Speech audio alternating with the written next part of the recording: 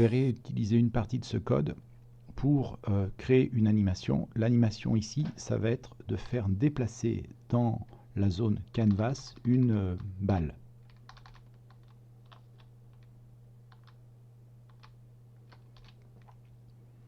Donc, je garde ce code et en fait, une animation, c'est une suite d'images qui sont projetées les unes après les autres.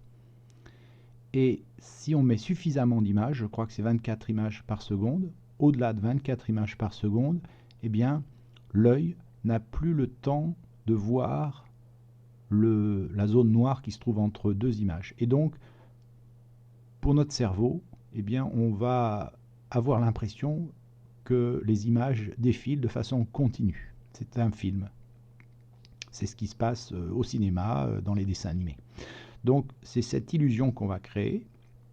Et pour créer cette illusion, eh bien, on va dessiner cette balle plusieurs fois de suite.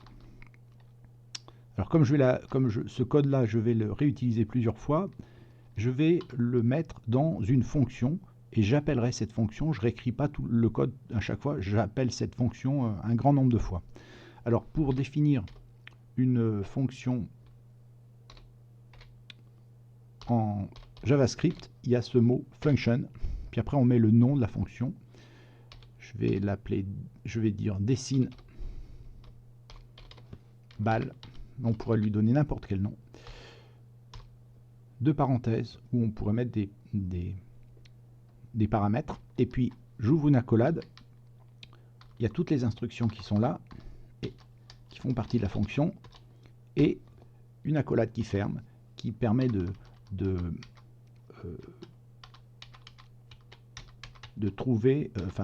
d'indiquer toutes les instructions qui font partie de la fonction. Voilà. Donc je fais un petit décalage comme ça. Donc voilà, cette fonction va permettre de dessiner une balle autant de fois que je veux. C'est-à-dire autant de fois que je vais appeler cette fonction. Bien, je vais ensuite créer une deuxième fonction que je vais appeler dessine. Et dans laquelle il va y avoir deux choses importantes. La première chose, c'est que à chaque fois que je vais dessiner la balle, utiliser la fonction, donc je vais appeler la fonction dessine balle. Donc très simple, je fais le nom de la fonction. Voilà. Donc j'appelle la fonction dessine balle, mais entre deux appels à cette fonction dessine balle, je vais repeindre en blanc, effacer le rectangle qui correspond au canvas. C'est-à-dire que je ne veux pas que ma balle se superpose à elle-même.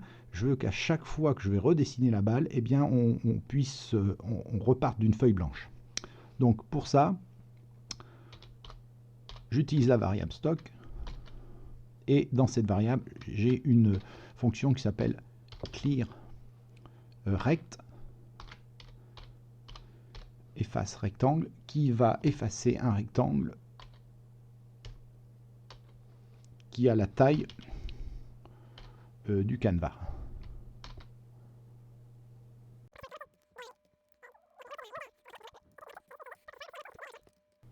Voilà, il faut mettre des points-virgules à la fin de chacune des instructions. Alors, je sauvegarde. Si je laisse comme ça, eh bien, il ne se passe rien parce que la balle, elle sera toujours dessinée au même endroit. Alors, c'est pas ce que je veux.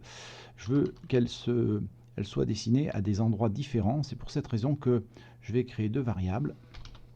Une que je vais appeler x et une que je vais appeler y, qui permettront d'entrer les coordonnées de la balle. Et je pourrais les faire bouger, ces coordonnées. Alors, je vais initialiser, donc j'ai créé la première variable x, je vais l'initialiser pour qu'elle soit à la moitié de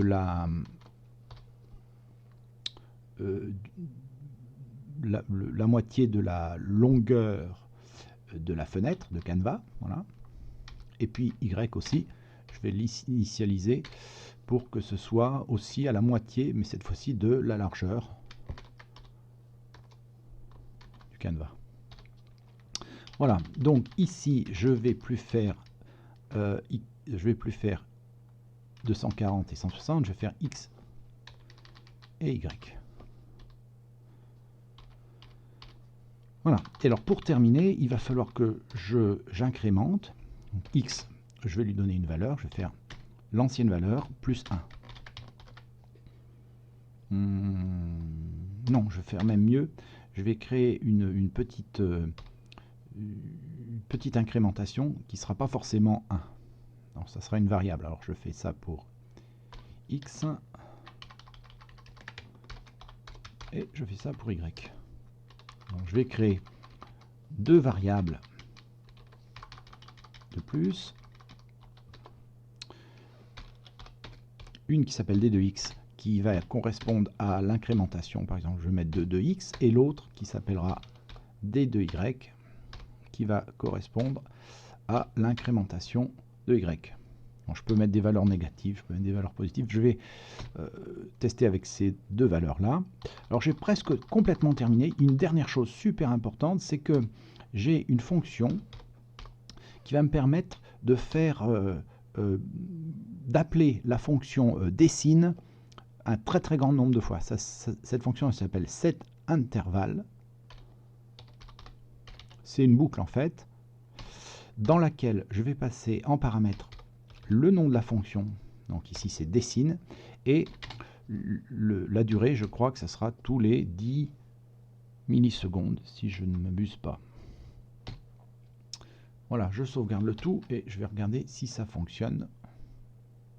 Je vérifie. Ah oui, il y a une petite erreur ici. C'est intervalle, voilà. Donc je sauvegarde. Voilà. Alors évidemment, on voit bien la balle partir, elle se déplace, le mouvement a l'air à peu près fluide, mais elle traverse les bords du cadre.